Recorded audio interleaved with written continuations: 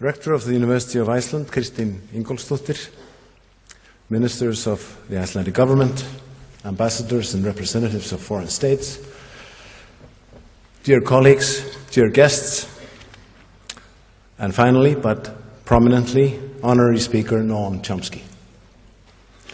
My name is Ástráður Eysteinsson, and as Dean of the School of Humanities, I should like to welcome you to this event, which constitutes a key contribution of our school to the centenary celebration of the University of Iceland.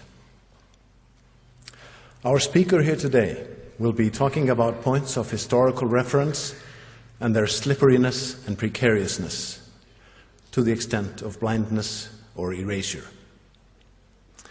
One of the most frequently heard points of historical reference here in Iceland in the past 3 years is after the crash, eftir hrunið. What we faced after the economic crash 3 years ago was for some a kind of ground zero, a shock, but also perhaps a glimpse of hope that we could now build afresh and do things differently. Many felt that we might have learned the importance of critical thinking, gagnrýnin hugsun, as we call it in Icelandic. And people in academia, including us in the humanities, thought that this might lend an edge to the social role of the university. What all of us should have learned is the inevitability of politics, the fact that we are all social beings and therefore political, and that we must not leave politics to professional politicians, nor vital social issues to what has been called a free market. The honorary guest of the School of Humanities on the occasion of the centenary of the University of Iceland has sought to teach us these lessons for some decades now. Time and again he has demonstrated that critical thinking and political enlightenment means scratching through the surface of shallow and often misleading media coverage and the ideological reconstruction, manipulation, or forgetting, willful or not, of events that shape the lives and environments of people in different parts of the world. Noam Chomsky, Professor Emeritus at the Massachusetts Institute of Technology, is a prolific and renowned scholar of linguistics. He has had an enormous impact in that field as well as in adjacent fields. He is often said to be the most cited scientist alive.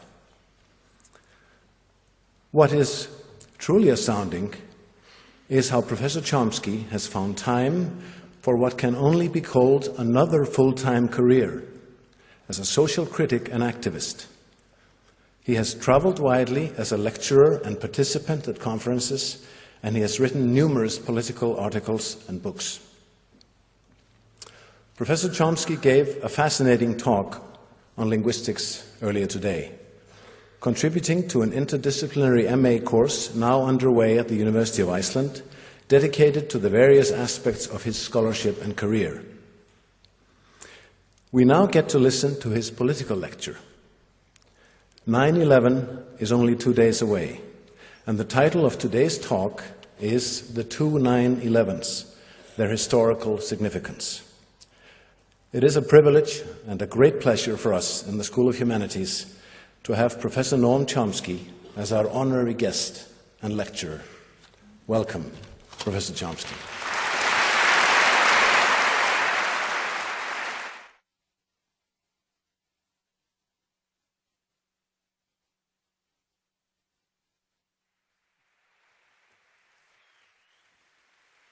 Thank you.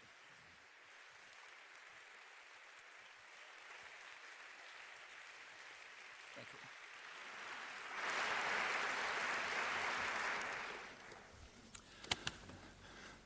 In a few days, we'll be commemorating the 10th anniversary of 9/11, the day that changed the world according to general and scholarly discourse. A horrendous crime committed with wickedness and awesome cruelty, in the accurate words of the noted Middle East correspondent Robert Fisk at the time.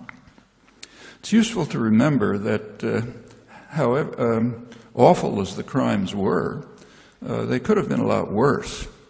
Not hard to imagine So suppose, for example, that the attack had gone as far as bombing the White House, killing the president, imposing a brutal military dictatorship that killed thousands of people, tortured tens of thousands, while establishing an international terror center that helped impose similar torture and terror states elsewhere, carried out an international assassination campaign, and as an extra fillip brought in a team of economists, let's call them the Kandahar boys, who drove the economy into one of the worst depressions in U.S. history. That plainly would have been a lot worse than what happened on 9/11/2001. Unfortunately, it's not a thought experiment. It happened. The only inaccuracy in this brief review is that the numbers should be multiplied by 25. So 50 to 100,000 killed, 700,000 tortured, to yield per capita equivalence, which is the appropriate measure. Well, I'm referring, of course, to what in Latin America is often called the first 9/11, September 11th, 1973, when the United States succeeded in its intensive efforts to overthrow the democratic government of Salvador Allende in Chile with a military coup that placed General Pinochet's brutal regime in office. One way to get a sense of the consequences is to visit the Villa Grimaldi in Santiago, one of Pinochet's worst torture chambers, guided by one of the rare survivors who can describe the exquisite torture regime stage by stage, with doctors attending at each stage to ensure that the subject arrives to the next and more horrific stage until almost inevitable death. It's an experience I had a few years ago, and it's not easily forgotten, nor is it easily forgotten that the doctors are practicing in Santiago, just as doctors and psychologists who were supervising torture at Guantanamo are happily practicing in the United States. Nowhere near as horrendous, of course. The goal of the operation that succeeded on 9/11/1973, in the words of the Nixon administration, was, I'm quoting, to kill the virus that might encourage all of those foreigners who are out to screw us by taking over their own resources and pursuing a policy of independent development in other ways. This quotes from recently released tapes. In the background was a thesis expressed by the National Security Council, highest planning body, that if the United States could not control Latin America, it could not expect to achieve a successful order elsewhere in the world, that is, to control the rest of the world, which is a very explicit goal of planners since World War II placed the United States in a position of global dominance with no analog in history. Well, by any reasonable standards, the first 9/11 was far more severe than the second, and its consequences were far more grim. But the first 9/11, unlike the second, is not held to have changed the world. Quite the contrary, it was, I'll quote, "it was nothing of very great significance," Henry Kissinger's words when he assured his boss a few days later after the successful outcome. And it remains almost unknown in the civilized West. Actually, there was a good illustration of that yesterday in the Wall Street Journal, main business journal. There was an article that pondered seriously the strange fact that Afghans don't seem to care much about 9/11. In fact, many of them know little about it and don't seem to care. though of course the educated sectors are well aware, especially those who are educated in the West. They have the right story.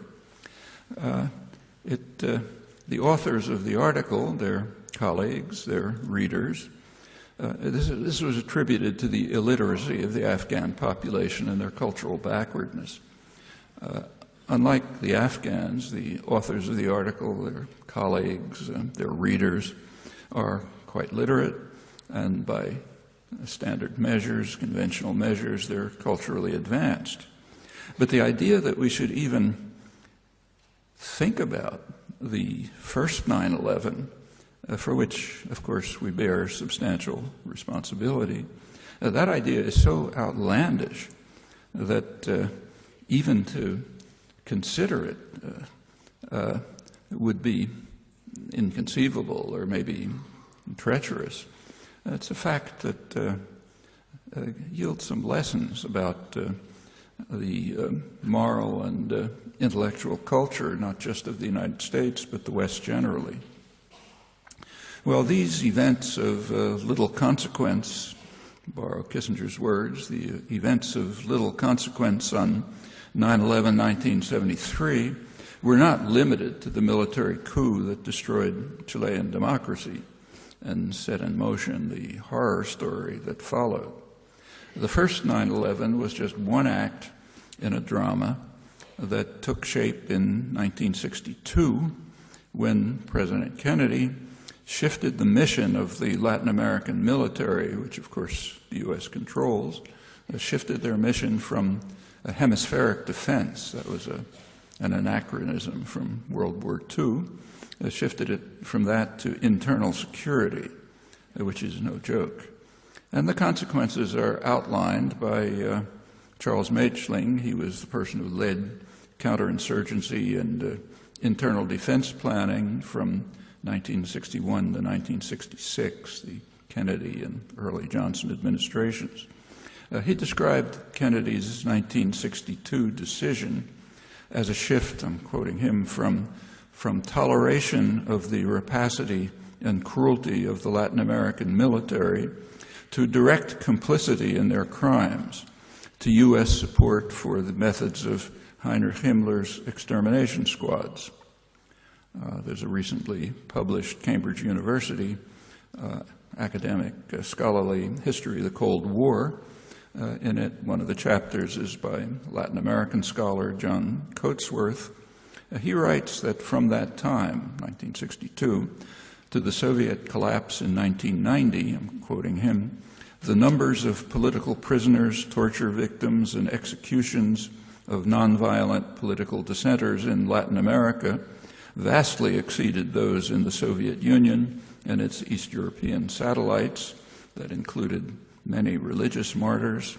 There was a kind of a war against the church underway, and mass slaughter as well, consistently supported or initiated in Washington, equally consistently backed in Europe.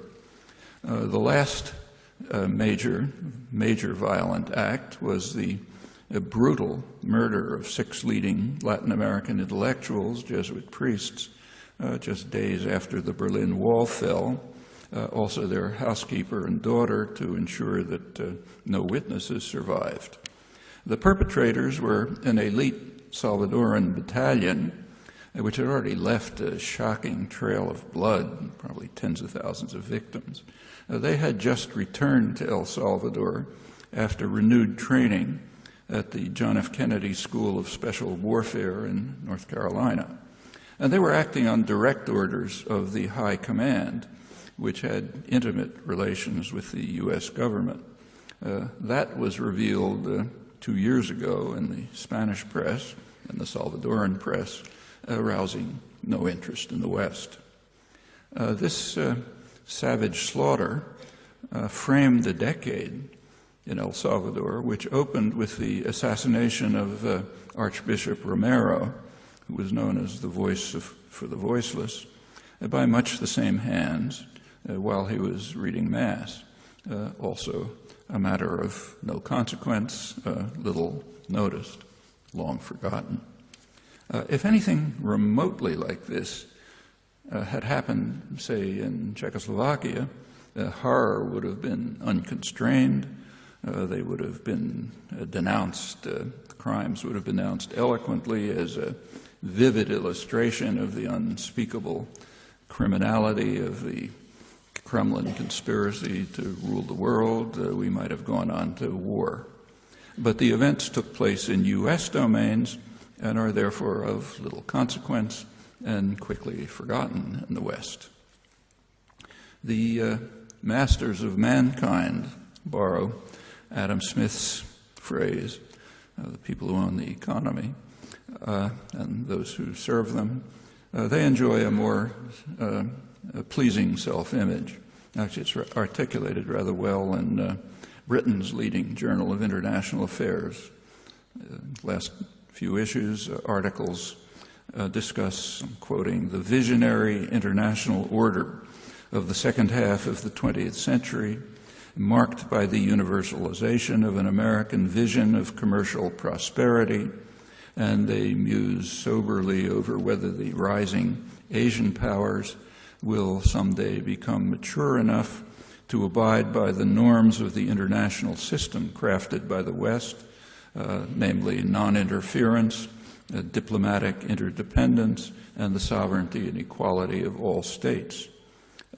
One of the pleasures of intellectual life is that one can reside comfortably in these attractive domains. I should say that not everyone succumbs to these doctrines about Western magnificence. Some interpret the norms of the international order quite differently. For example, very recently, a respected left liberal commentator in the United States, Matthew Iglesias, who writes that one of the main functions of the international institutional order is precisely to legitimate the use of deadly military force by Western powers, where the term Western, of course, means the United States or those it authorizes. Now, these words are not criticism, but applause. We must accept them as not only valid, but laudable. One can raise no more than tactical objections if, say, the United States invades other countries, murders and destroys with abandon, overthrows governments, assassinates suspects at will, as it's doing now, and otherwise fulfills its obligation in the service of the civilized world.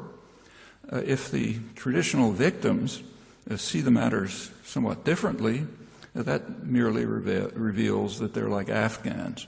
They're uncultivated, they have a long way to go to reach our level of enlightenment. Well, let's return to the thought experiment concerning 9/11 and just carry it a few steps further.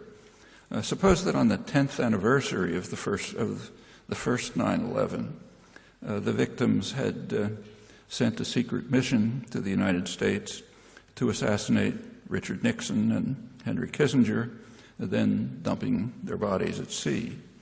Would that have elicited exuberant approval in the West? Well, again, the thought experiment is quite real, as we all know. On May 1st, an elite team of U.S. commandos, Navy SEALs, invaded Pakistan on a mission to assassinate Osama bin Laden, who is the presumed, I stress presumed, mastermind of the second 9/11, and they carried out their mission successfully after having apprehended him unarmed and defenseless, accompanied by his wife, who the commandos shot in self-defense when she lunged at them, according to the White House report. We may recall that Nixon and Kissinger are not merely the presumed masterminds of the first 9/11. Their responsibility is not only well documented from impeccable sources, but it's also acknowledged and with pride. A plausible reconstruction of the bin Laden assassination is provided by a veteran Middle East and military correspondent, formerly of the Wall Street Journal, Yoki Drazen, and colleagues in the Atlantic magazine, mainstream journal. They conclude that the White House apparently did not consider the option of capturing Osama bin Laden alive. They made that clear, I'm virtually quoting, to the clandestine Special Operations Command that carried out the operation. It's verified by a senior U.S. official with knowledge of the discussions, confirmed by other high military officials. The authors add, for many at the Pentagon and Central Intelligence Agency, killing the militant was a necessary and justified act of vengeance. Furthermore, capturing bin Laden alive would have presented the administration with an array of nettlesome legal and political challenges. You can guess what they were. Better than to assassinate him, dumping his body at sea without autopsy. Predictably provoking both anger and quite a lot of skepticism in Pakistan and beyond. Well, the Atlantic inquiry goes on to say that the decision to kill bin Laden outright was the clearest illustration to date of a little-noticed aspect of the Obama administration's counter-terror policy. The Bush administration kidnapped and imprisoned suspects without charge, and not very politely, as has been amply documented. Obama, in contrast, like, for example, sending them to Libya for torture, Obama, in contrast, simply eliminates them. The authors quote former West German Chancellor Helmut Schmidt, who told German TV that the U.S. raid was quite clearly a violation of international law and that bin Laden should have been detained and put on trial.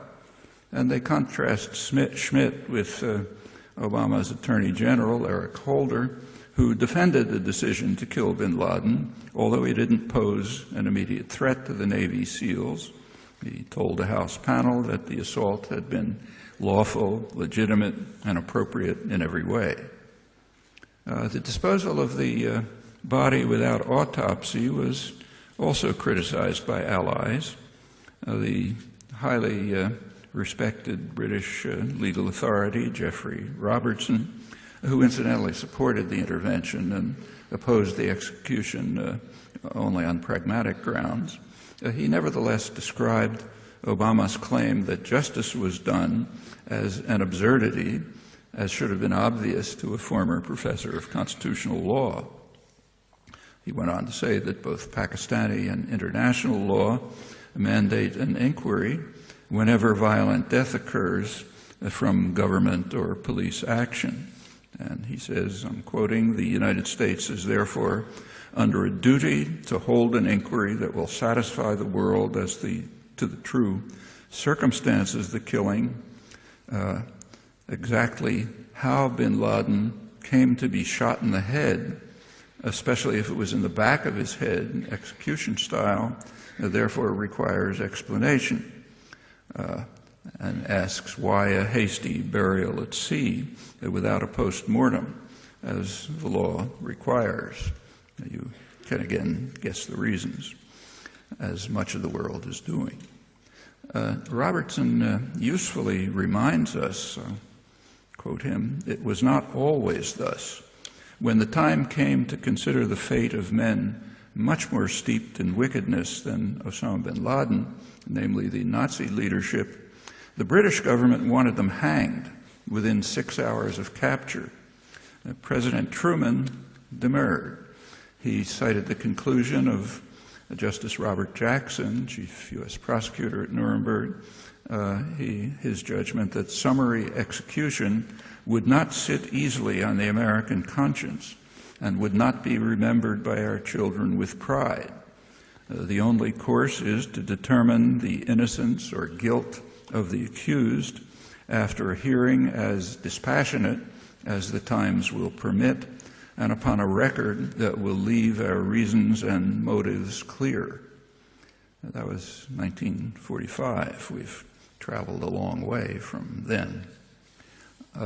In societies that profess some respect for civilized norms, suspects are apprehended and brought to fair trial. And I stress suspects. In June 2002, 8 months after the 9/11 attacks, the head of the FBI, Robert Mueller, he spoke to the press, and he presented what the Washington Post described as among his most detailed public comments on the origins of the attack. He could say only that investigators believe that the September 11th attacks came from al-Qaeda leaders in Afghanistan, that the actual plotting was done in Germany, and that the financing came through the United Arab Emirates from sources in Afghanistan. Well, what the FBI believed in June 2002, they plainly didn't know 8 months earlier when the bombing began, in order to compel the Taliban to turn the suspect over to Washington. So it is not true, as President Obama claimed after the assassination, his words, "We quickly learned that the 9/11 attacks were carried out by al-Qaeda." Well, there's never been any reason to doubt what the FBI believed in mid-2002, but that leaves us far from the proof of guilt that's required in civilized societies. And whatever the evidence might be, it doesn't warrant murdering a suspect who could easily have been apprehended. In fact, he was apprehended and brought to trial. And much the same is true of the evidence that's been provided since. The most comprehensive report to date is the government's official 9/11 Commission. It published many volumes. It provided extensive circumstantial evidence of bin Laden's role in 9/11, almost entirely based on what it had been informed about confessions by prisoners in Guantanamo. Nothing direct that they could find. Well, it's unlikely that much of that would have held up in an independent court, considering the shocking way in which confessions were elicited, which you know about, I'm sure. But in any event, the conclusions of an official investigation based on secondhand evidence, however convincing one may find them, they plainly fall far short of a sentence by a credible court, and that's what shifts the category of the accused from suspect to convicted. Well, continuing with thought experiments, which are a useful intellectual device, we might ask ourselves how we would react if Iraqi commandos landed at George W. Bush's compound, assassinated him, and dumped his body in the Atlantic after proper burial, of course. Uncontroversially, he's not merely a suspect. He's rather what he called the decider, his term, who gave the orders to invade Iraq, that is, to commit, quoting, the supreme international crime, differing only from other war crimes in that it contains within itself the accumulated evil of the whole. That's quoting the Nuremberg Tribunal, since incorporated in international law. Well, in Iraq, the accumulated evil of the whole includes hundreds of thousands of deaths, millions of refugees, destruction of much of the country and its national heritage, and the murderous sectarian conflict that is now spread to the rest of the region. And uncontroversially, these crimes vastly exceed anything attributed to bin Laden. To say that this is uncontroversial, as it surely is not to imply that it's not denied. There are people who insist that the world is flat, so it doesn't change the fact that it's uncontroversial that the earth is not flat. Similarly, it's uncontroversial that Stalin and Hitler were responsible for horrendous crimes, but of course loyalists deny it. All of this should again be too obvious for comment. It is not, however, and that's a fact from which we again can learn something about our cultural milieu. Similarly, it's uncontroversial that Bush and associates did commit the supreme international crime, the crime of aggression. That crime was defined clearly enough by Justice Jackson, Chief of Counsel for the United States at Nuremberg, later reiterated in an authoritative General Assembly resolution. An aggressor, in Jackson's words, opening statement to the tribunal, an aggressor is the first to commit such actions as invasion of its armed forces, with or without a declaration of war, in the territory of another state. And no one, even the most extreme supporter of the aggression, denies that Bush and associates did exactly that. We might also do well to recall Justice Jackson's eloquent words at Nuremberg on the principle of universality. If certain acts of violation of treaties are crimes, they are crimes whether the United States does them or whether Germany does them. And we are not prepared to lay down a rule of criminal conduct against others, which we would not be willing to have invoked against us. We must never forget that the record on which we judge these defendants is the record on which history will judge us tomorrow. To pass these defendants a poisoned chalice is to put it to our own lips as well. So we're left with two choices. Either Bush and associates are guilty of the supreme international crime, includes Blair and others, including all the evil that followed, the crimes that go vastly beyond anything attributed to bin Laden, or else we simply declare that the Nuremberg proceedings were a farce and that the Allies were guilty of judicial murder, victor's justice. I don't think there's an alternative. Again, that's entirely independent of the question of the guilt of those charged, established by the Nuremberg Tribunal. In the case of the Nazi criminals, plausibly surmised, but no more than that, from the outset in the case of bin Laden. And there was an opportunity to prove the case in court, but that was undermined by President Obama. Again, we may ask why.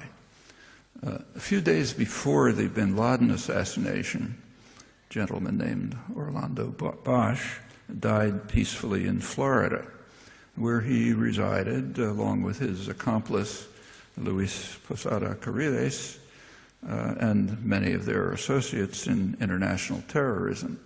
In this case, it's the massive program of terror against Cuba that was launched by President Kennedy, continued by his successors, a program which was intended to bring, quoting, to bring the terrors of the earth to Cuba.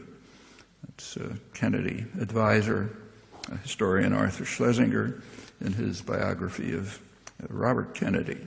Robert Kennedy was assigned this task to bring the terrors of the earth to Cuba as his highest priority, and it was pretty serious. Bosch was accused of dozens of terrorist crimes by the FBI and then granted a presidential pardon by Bush #1 over the objections of the Justice Department. Quote them, they found the conclusion inescapable that it would be prejudicial to the public interest of the United States to provide a safe haven for Bosch. The coincidence of deaths of bin Laden, Bosch, that at once should call to mind the George W. Bush doctrine, which has already become a de facto rule of international relations, according to the noted Harvard international relations specialist Graham Allison. The doctrine revokes the sovereignty of states that provide sanctuary to terrorists, Allison writes. He's referring to Bush's pronouncement to the Taliban that those who harbor terrorists are as guilty as the terrorists themselves. Such states, therefore, have lost their sovereignty and are fit targets for bombing and terror. For example, the state that harbored Bosch and his associates. When Bush issued this new de facto rule of international relations, no one seemed to notice that he was calling for invasion and destruction of the United States and murder of its criminal presidents. None of this is problematic, of course, if we simply reject Justice Jackson's principle of universality and adopt instead the principle that the powerful are self-immunized against international law and conventions, as in fact they make very clear. Washington has made it very clear repeatedly, in fact much too little understood, and in very explicit terms. It's also non-problematic if we simply adopt the liberal intellectual doctrine, quoted again, the international order is designed to legitimate the use of deadly military force by the United States. Finally, it's worth thinking about the name given to the assassination mission, assassination of bin Laden. It was called Operation Geronimo. It's an illustration of how deeply rooted the imperial mentality is. Few seem to be able to perceive that the White House, Obama's White House, was glorifying bin Laden by calling him Geronimo. Geronimo was the Apache Indian chief who led the courageous resistance to the invaders that sought to consign his people to the fate, I'm quoting, the fate of that hapless race of Native Americans which we are exterminating with such merciless and perfidious cruelty, among the heinous sins of this nation, for which I believe God will one day bring it to judgment. Those are not my words. They're the words of the great grand strategist, President John Quincy Adams, the intellectual architect of Manifest Destiny, incidentally many years after his own quite considerable contributions to these sins had passed. Well, there were some who did comprehend the significance of the name, among them the remnants of that hapless race who protested vigorously. And the same was true elsewhere, notably in Mexico, where there was great outrage and disbelief at the choice of name. And remember, these are among people who have not forgotten that the heinous sin in this case was carried out in territories stolen from Mexico in a war of aggression. Well, the reactions that I've mentioned would fall under the category of what's often called American exceptionalism, were it not for the fact that the easy suppression of one's own crimes is virtually ubiquitous among the powerful, of course, apart from those who are defeated and conquered and therefore forced to acknowledge reality. Other current illustrations are too numerous to mention. I'll take just one of great current significance, might lead to nuclear war. Consider Obama's terror weapons, drones, and they are terror weapons, of course. Consider those weapons in Pakistan.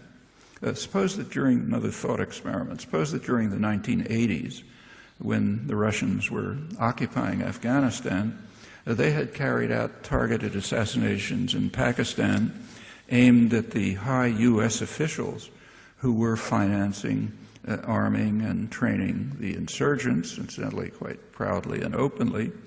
For example, the CIA station chief in Islamabad, who explained that he loved the noble goal of his mission, which in his words was to kill Soviet soldiers, not to liberate Afghanistan, a matter that it was of no interest. Well, there's no need to imagine the reaction if that had taken place. In fact, we wouldn't be here to talk about it because it would have led to nuclear war. But we must not overlook a crucial distinction. That was them. This is us. It makes all the difference. These remarks are quite misleading in at least one crucial respect. Necessarily the merest sample, and they might give the impression that they're somehow unusual, but they're not. An honest inquiry, I think, will demonstrate quite convincingly that the sample is all too representative, regrettably. And perhaps the most elementary moral principle, which is expressed in some form in every moral code, is some version of Justice Jackson's principle of universality. We must apply to ourselves the same standards as we impose on others, if not more stringent ones. That principle is almost universally accepted in words and accepted in application with regard to others, particularly official enemies, and it's rejected with quite impressive consistency with regard to ourselves. Worse still, the blatant contradiction is scarcely noticed. In fact, virtually every society has a respected cadre whose task is to efface it. In the modern world, they're called intellectuals. On the centennial celebration of a great university, it seems appropriate to suggest that a primary task of a humanistic education should be to cast a piercing light on this tradition and to bring it to an inglorious end. Thanks.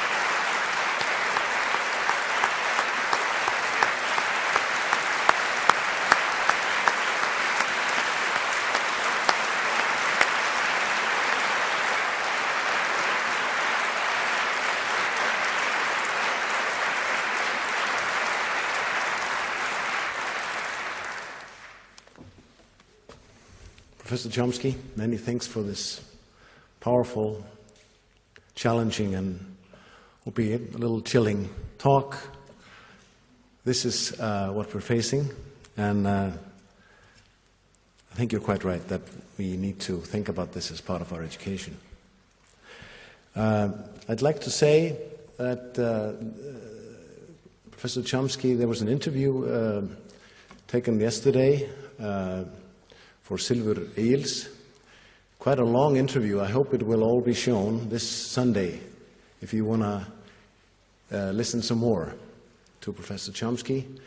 It was a fascinating interview ranging between Iceland, the United States, Pakistan, China, touching on so many of the vital political and social issues of today.